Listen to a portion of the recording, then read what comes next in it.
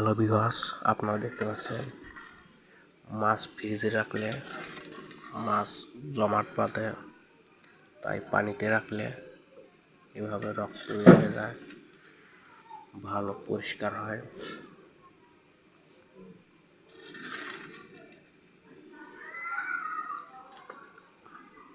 এভাবে আপনারা পানিতে রাখবেন, তাহলে পরিষ্কার হবে,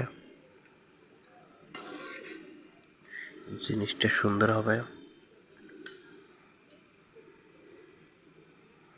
দেখেন অনেক রক্ত বের হচ্ছে, জমাট বাঁধার কারণে রক্ত জমাট বেঁধে আসছিল। দেখেন